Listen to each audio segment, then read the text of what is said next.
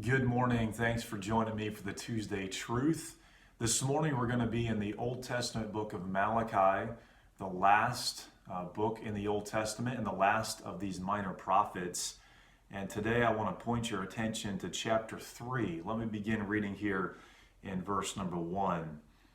The Bible says, "Behold, I will send my messenger, and he shall prepare the way before me. And the Lord whom ye seek shall suddenly come to his temple. Even the messenger of the covenant, whom ye delight in. Behold, he shall come, saith the Lord of hosts.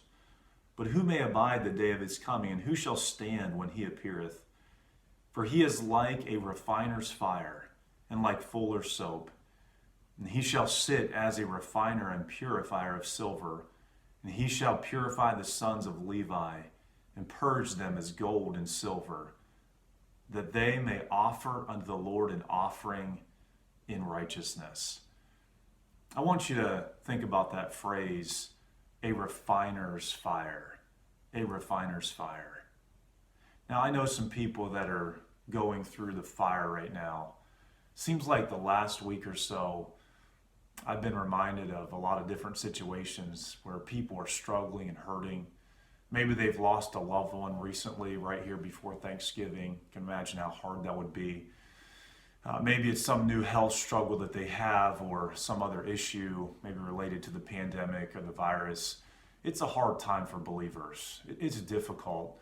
Everybody's struggling. Everybody has challenges right now. And we feel like we're going through the refiner's fire. And it's hot and it's hard and it's difficult and challenging. But I want to remind you of a couple things as you go through the fire, the refiner's fire. Couple things to keep in mind. First off, remember that the refiner loves you very much. Here in this passage, we would consider this a prophetic passage. It's pointing forward to John the Baptist, but also to the Messiah himself.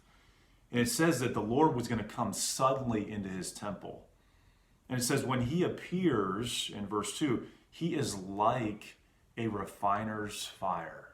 So when Jesus would come, he would come with the purpose of redeeming mankind, but he would also come with the purpose of purifying his own, purifying, that he would be like a refiner's fire. Now, it's encouraging for me to know that when I'm going through a trial, and I'm going through sometimes a fiery trial, that trial is under the sovereign hand of God. That just as that refiner sits and he checks the temperature of the flame and he watches the metal and he watches the gold and the silvers that's going through and he is overseeing that whole process. I am thankful that God is overseeing my trials. He's overseeing my difficulties. His hand is involved. He is very much aware. Things are not out of control. The Lord is in all of this process. And what a blessing it is to know that we can trust our loving refiner. And may you be reminded of that today as you go through your trial. Remember, the Lord is in this. The Lord is working. He loves you so much. He loves you with an everlasting love. And don't doubt that love when you're in the fire. Trust his love. So I think we need to remember that the refiner loves us very much when we're going through that trial. But secondly, remind yourself often that this fire, this trial, is for my good and it's for God's glory. It says here in verse 3 that he's going to purify the sons of Levi. He's going to purge them as gold and silver. I was thinking about this morning this gold wedding band that Sheila gave to me on our wedding day. And I was thinking about how this band had to go through a process, a refining process to make it the precious token it is today. In a similar way, we as believers, we have to go through the fire in order to be refined and purified. And God improves us. So this is an essential process. It's for my good. I'm going to be better on the other side of this.